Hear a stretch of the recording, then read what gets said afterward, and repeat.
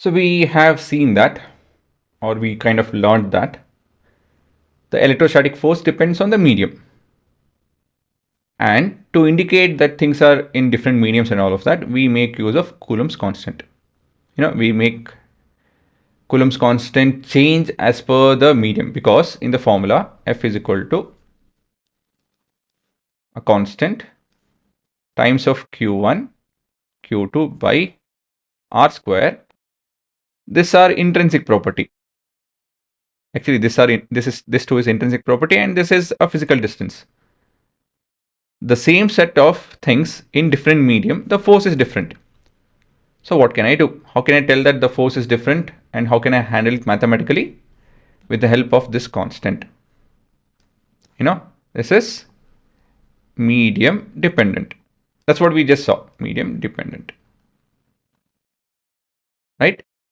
So the definition of Coulomb's constant is that it's proportionality constant that relates the electrostatic force between two point charges to the product of their charges and the square of the distance between them.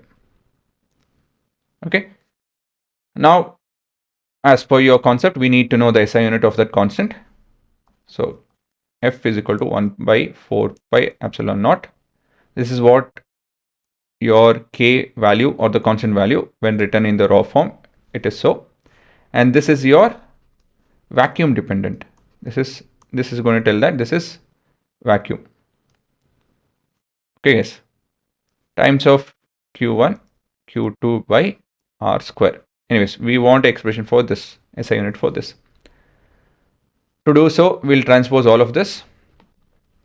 Okay, remember this is nothing but your K, and that's what we're trying to find the unit of. R square by Q1, Q2, and that's your K. And the SI unit of K will be Newton meter square by Coulomb square. As simple as that. Okay. So you need to know this. Again, you don't have to memorize this. You just need to know this. I can derive it. That's what I mean. You need to know how to derive. Now, what exactly this value is? This value in vacuum is 9 into 10 to the power of 9. Right? The Newton meter square by Coulomb square. That's your constant value. When you compare this with our G, which is 1.6 into 10 to the power of minus, correct, 19, and so on and so forth. That also you guys can write the SI unit.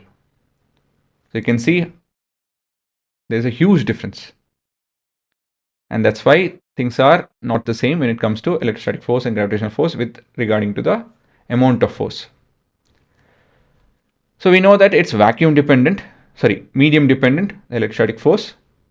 So in water, how will we be able to find it? Should we remember another value? Well, you guys need not. So the formula, first thing first, it will change to 1 by 4 pi epsilon water into Q1, Q2 by R square. And this is where we'll make use of a concept we just studied before, that is your dielectric constant. Sorry, not electrostatic, your dielectric constant. So we can make use of that. We can still make use of epsilon naught. Okay. And what? If you guys go back, you'll get to see that this is into K. Right? Or, yeah, that's convenient. Q1, Q2 by R square. Right, guys? So basically, if I want to find what is the force in water, all I have to do is K by the relative permittivity, Q1, Q2 by R square. Okay, so relative permittivity is without any unit. So the SI unit and all that will not change. This is how you get to link relative permittivity, the forces. Is it not? Let me change it to water. Okay. It's not changing. This is water. right? So let me recall the entire thing. So we saw that two charges can pull and push. The amount of pull and push is given by your Coulomb's law. The law tells that you just take the product of the charges and square the distance, and they are related by q1 q2 by r square. It is proportional to this. But there is a proportionality constant because, well, that's how nature is. It's determined by nature.